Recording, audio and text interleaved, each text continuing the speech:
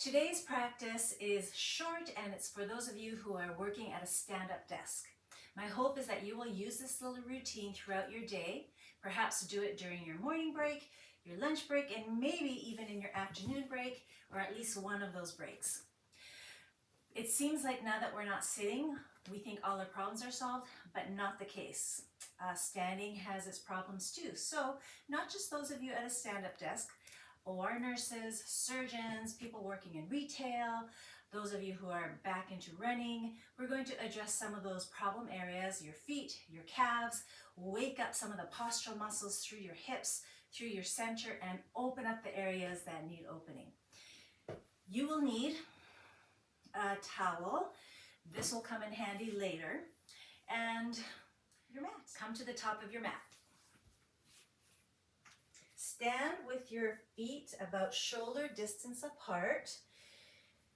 Exhale, root down from the outer hips into the feet. Equal weight, left and right. Inhale, lift the heart back, front and sides of your heart. And one more exhale. Big exhale, open mouth. When an inhale arrives, reach the arms way up. Exhale, squat deeply. Inhale, come on up, stand on your right leg, draw your left knee up, rotate your ankle, one way and then the other. Stand strong through the right leg. Then push the left foot back, hinge at the right hip. Stretch it way back into a high lunge. Inhale, reach up. Exhale, sit deeply, right hand on the hip. Stretch over to the right side. Few breaths here. Press the left heel back. Imagine you're lifting your left thigh bone up into the hamstring. Big stretch to the side. Whoa. Steady breath.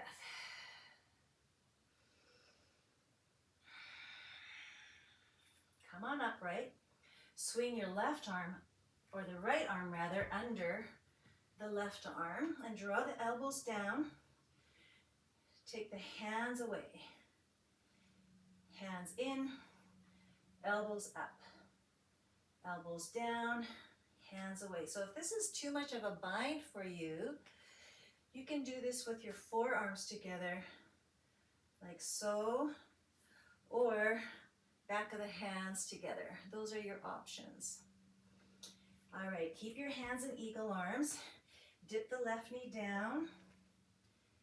1, that's 2, and 3. You can always do more. We're just doing 3 today. And drop the left knee down. Keep the arms in eagle arms. Lunge deeply. Lift the arms up. Curve back. One more. Inhale. Exhale. Unravel the arms. Place your left hand down on the mat, on the floor. I'm going to move over so you can see a little better. So fingertips point out to the side. Place your right hand on the right knee. Twist open. Lift the heart. Broaden the right collarbone. Take the arm back behind you. Draw the elbow in towards your left buttock. Squeeze the left knee forward a little bit. And then option, take hold of your left foot. Pull it in towards your bum. Press your foot away. Carve the right elbow down towards your left bum. One more breath. Exhale and untwist. Swivel that left leg so that it is perpendicular to the length of your mat, and place your right foot towards the front left corner. Lunge into that right knee. You should already feel a stretch through your right inner thigh. Place your right elbow against the right inner knee. Twist open, hand behind the head. Twist your left elbow open. Keep pressing against that right inner knee. Close it up. See if you can find that twist through your thoracic spine, right through your heart. Finding that twist through there is going to really help those of you who have that forward shoulder posture, finding mobility. And if you're a runner, finding thoracic rotation Gives you that little extra power when you want to go a little faster. Come on up. Place your right foot, stamp it down. Outer edge of the foot lines up with the end of the mat, and place your left hand down. Nice and long. Inhale. Reach the left arm overhead. Pick up your right leg. If you're feeling kind of jammed up through the left hip, you can sew that foot open a little bit more, or the hip rather. And knee in and out. Now you can keep the right hand overhead, but I'd really like for you to keep the front hip points and rib points the same distance from each other. So you want to lock this whole area down. I think that's 5-ish. And then hinge at the hips. So same thing. Don't let the hips sway if you can. And just hinge at that hip joint. No bending at the back. Stamp that right foot down. Kickstand that left foot forward. One more stretch open. And then hand on the hip. Allow the hip to drop. Use the strength of your left hip to pick that hip back up. Drop it down. Press down through the outside edge of your left foot. Press down. So I know you can't help but use that right foot, but as much as possible, find the lift from the left hip. And bring the knee in. Press the right foot back. Rock forward and back for a little calf stretch here. Or static. Open up through the left shin. Stretch back into Raja Kapotasana. Pigeon prep. Squeeze the legs towards each other so you get a little lift through the pelvis, and then ease into it.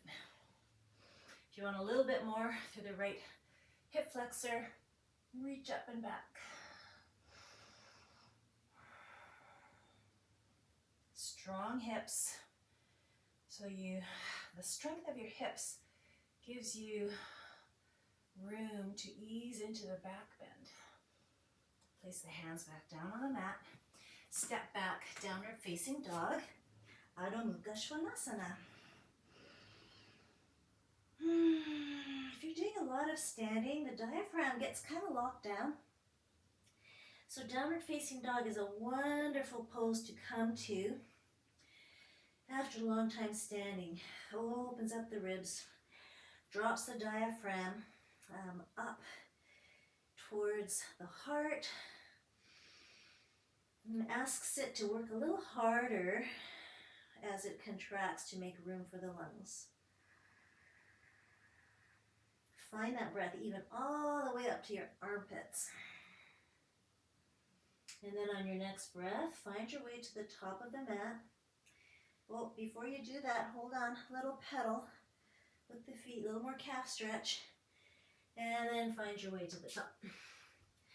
Fold forward in Uttanasana. Bend your knees to find ease in your spine if you need that. And then root down, particularly through the heels until you feel your glutes engage. And then use those glutes to stand back up, reach up. And exhale, arms at your side. We're going to do the other side. Take the feet wide. Inhale, reach up. Exhale, squat deeply. Inhale, stand up onto that left leg and bring your right knee up. Circle the leg, ankle, one way then the other. And then strong hips. Press that right foot way back. Step back. Crescent lunge. Reach it up. Sit deeply. Left hand on the hip. Palm sway to the left. Expand through the right ribs. Open up through the right hip flexors. Lift the lower belly a little bit. Come upright, swing your left arm under the right. Press the hands forward, bring it in, lift the hands up and down again. Remember, you can just press your forearms together if this is too big of a bind. And come on back and touch that knee down. 2, we're just doing 3. I would suggest doing more, perhaps 5, perhaps 10. Swivel your shin, left foot to the back right corner, lunge into it, feel that stretch, elbow against inner knee, press against that inner knee, twist your spine open. See that the spine doesn't just come from your lumbar spine, but also your thoracic spine. Hand on the back of your head, twist it open, inhale, exhale, close it up. 2, finding that thoracic rotation. 3, I believe we did more on the other side, so let's do a couple more. And open it up. Come on upright, stamp that left foot down, place your right hand down on the mat. Pick up your left foot in parallel to the floor. Reach the left arm overhead and knee in and out. If you can tell that you're not hinging, moving through the waist, keep reaching that arm overhead. If you need to see what's going on, keep your hands here and see that the relationship between your pelvis, hip points, and your rib points does not change, and the hinge comes solely from the hip. Place that left foot down, right foot comes forward. Let me back it up so you can see a little better on this side. There. Press it down. Let the hip drop. Pick it up with the right hip. Use the right hip to get that lift. And up. Bring the knee in. Press back for a calf stretch for the left leg. Long spine. And then sit back. Pigeon prep, Raja Kapotasana. Squeeze the legs towards each other, find a little loft through the pelvis, and then while you maintain that strength, ease into the pose. If you want more for that left hip flexor, reach up and back, but keep the hips strong.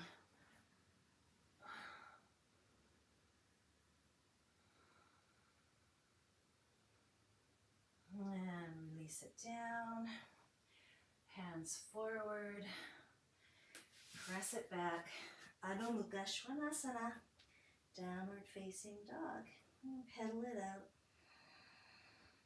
long through the inside of your spine, lift the armpits, plow into the mat with your hands, and then come on down to sit. Okay, hold on, let me adjust here for a sec. Now you'll need your towel. So take hold of your towel, place it on your calves. It doesn't matter where, maybe right about where that fat part of your calf kind of slims down towards the ankle, so halfway. And then sit down on the towel.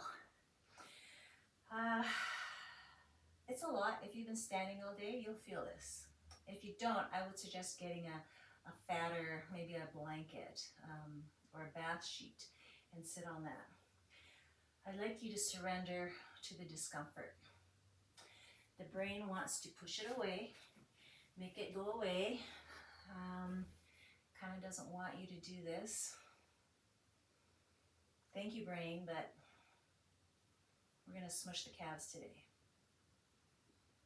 Now when you feel the sensation change, you can shift it a little bit. So this is good for a few reasons. A couple of them are You're affecting the fascia.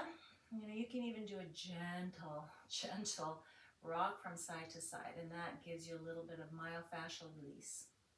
The other thing is the compression occludes the blood flow. So when you come out of the stretch, you have this fresh flush of blood. When you're standing all day, those muscles are in this static position, and no muscle likes that. Any muscle that is forced to stay in a static contraction, particularly lengthened contraction, gets angry. And then you can stay here for as long as you like. Keep shifting the towel up and down. I'm going to move on. So take the top of your right foot. So right where kind of that lump on your foot is, on the top of your foot, it's about halfway between the ankle and the hinge of your toes. Place that on the sole of your other foot. So I'm putting my right top of my foot, my navicular, onto the sole of my left foot. And same thing, I'm just I'm getting into it. It hurts a little. Well, it hurts quite a bit. But we're just breathing into it. It's good. So here again, if you've been on your feet all day, this will not feel very good. But it'll feel so good after.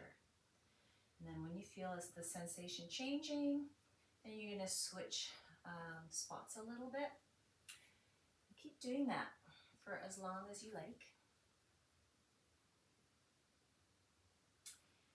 And come onto your back. Feet wide, arms wide. Sway your knees from side to side.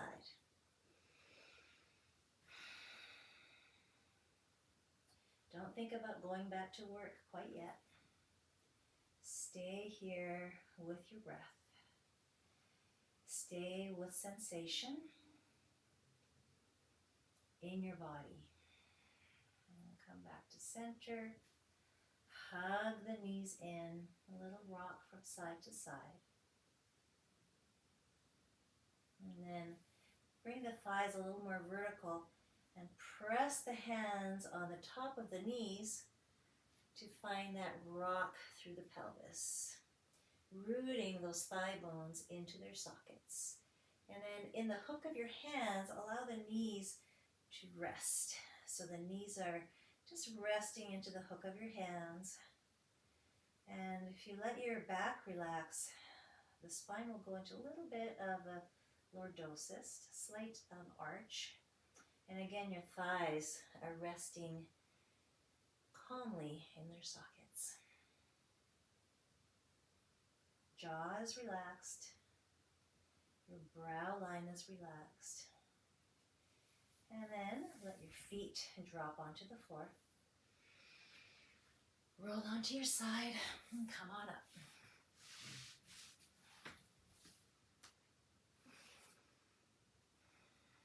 The light that is in me sees the light that is in you. Namaste.